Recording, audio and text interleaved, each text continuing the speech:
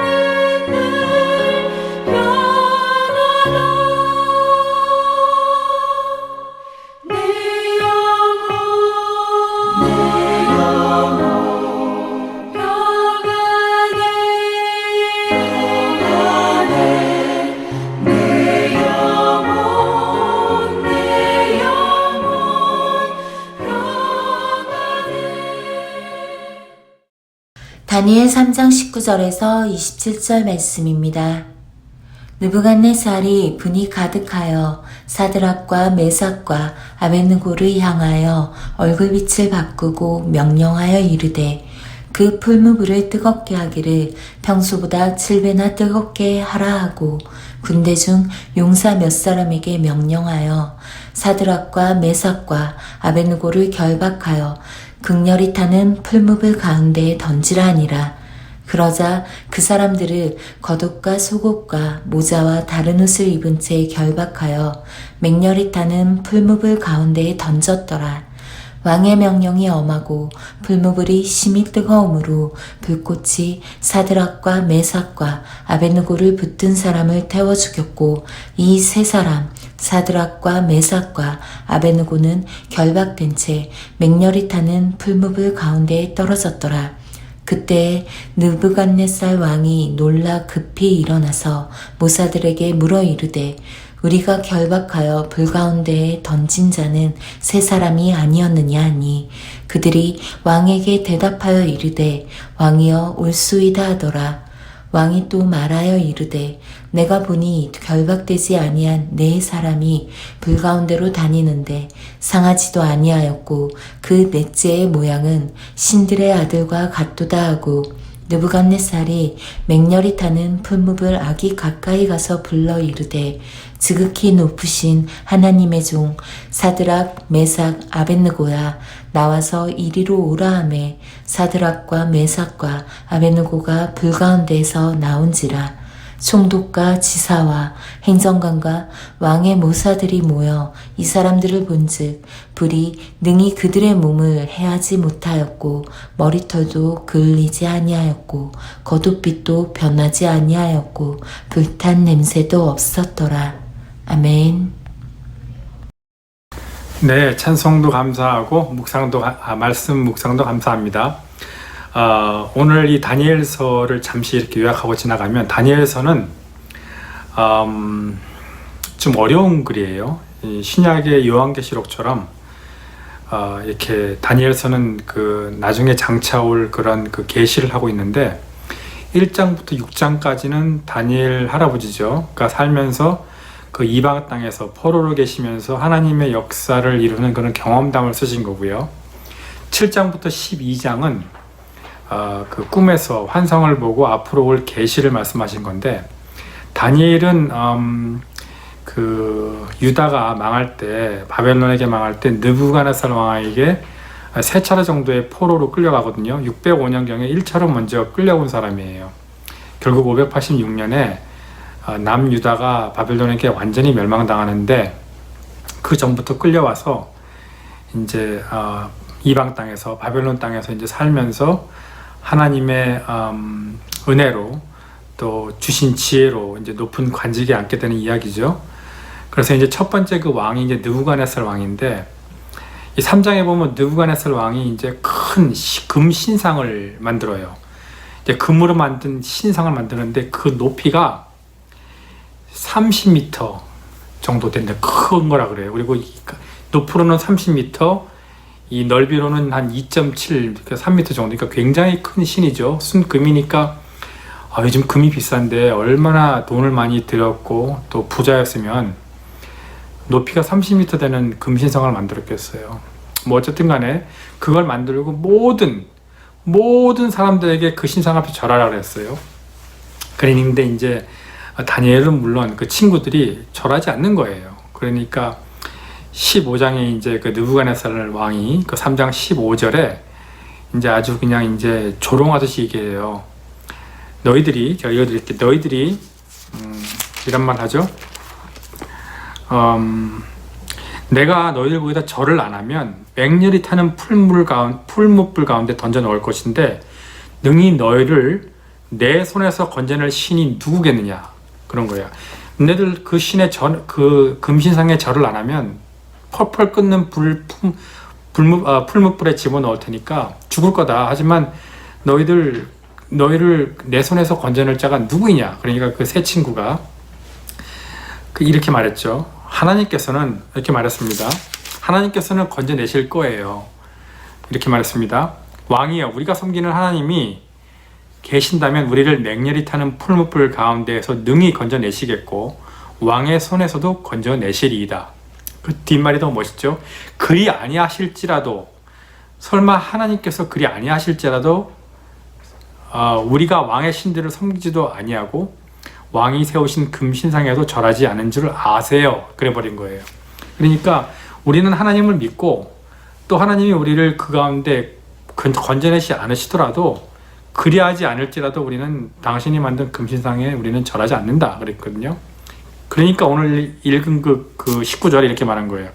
느부갓네살 왕이 분이 가득하여, 너무 화가 난 거예요. 그러니까 분이 가득하여서 다 묶으라 그랬어요. 묶어가지고 예전에 있는 그 풀무불보다 7배나 더 뜨겁게 해가지고 묶어서 집어넣은 거예요.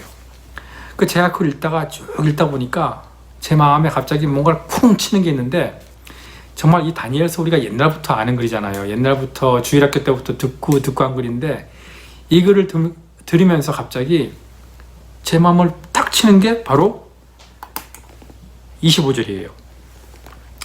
왕이 또 말하여 이르되 내가 보니 결박되지 아니한 4사람이 불 가운데로 다니는데 상하지도 아니하였고 그 넷째의 모양은 신들의 아들과 같도다 하고. 예수님이 거기 계셨구나. 그러니까 느부갓네살 왕은 전혀 하나님을 모르는데 그 3명의 친구, 그죠? 3명의 친구들을 꽁꽁 묶어가지고 던졌단 말이에요. 뜨거운 불에. 그럼 타서 죽어야 되는데 이 3명이 결박된 것도 풀리고 걸어 다니는 거예요. 그런데 그 중에 3명만 있는 게 아니고 한 명이 더 같이 돌아다니시는데 그 모양이 신의 아들과 같다 하는데, 그 마음속에 그렇구나. 우리의 인생에 아무리 어려워도 예수님이 함께 하시는구나.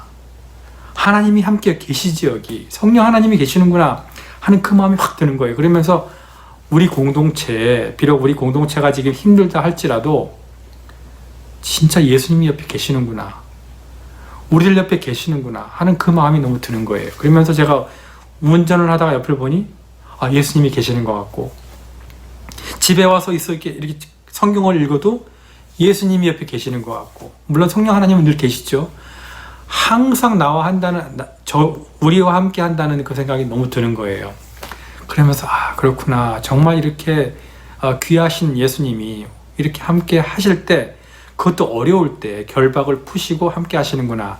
그걸 볼 때 정말로 이 짧은 글이지만 여러분들 우리 공동회에 드릴 때나 아니면 예배를 드릴 때나 여러분이 직장에서나 가정에서나 예수님이 함께 하신다는 사실이 너무 가슴에 와닿더라고요. 그래서 그 엠마오로 가던 두 제자가 마음이 뜨거워졌다 그랬잖아요.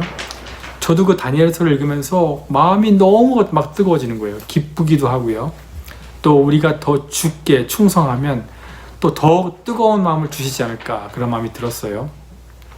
제가 예전에 이런 글을 읽은 글이 있어요.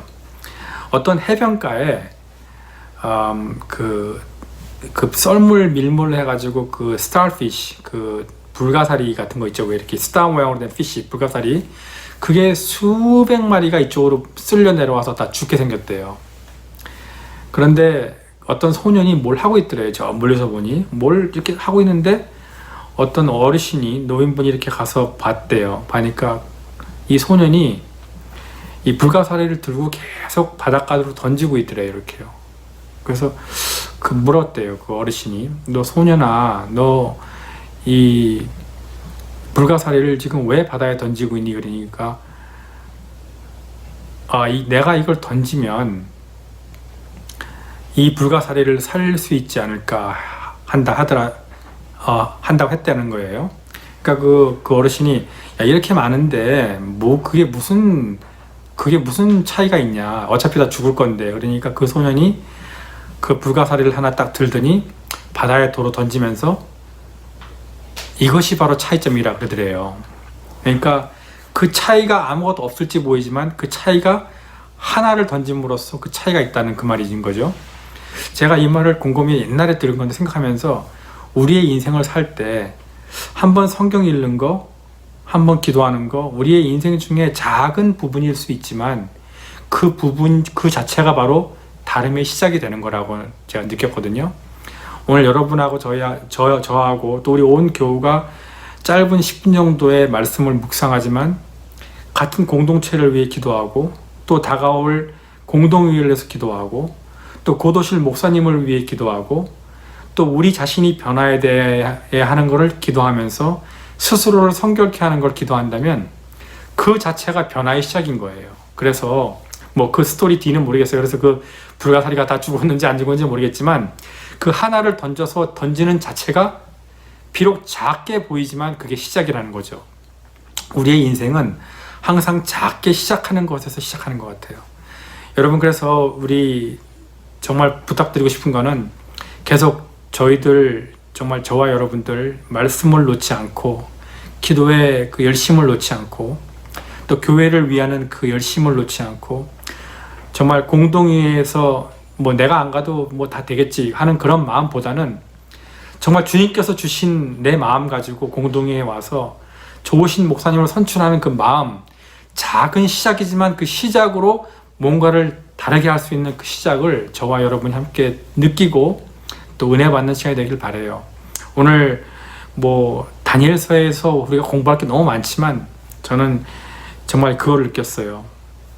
물론 이 이 세 명의 친구가 다 살아나오죠. 풀무불에서.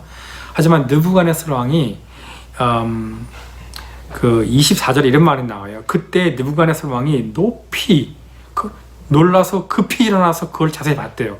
갑자기 앉아있다 보니까 갑자기 급히 보니까 4사람이 있는 거예요. 그 안에. 그래서 그걸 보고 이상하다. 왜 저기는 3명이 떨어졌는데 4명이 있을까?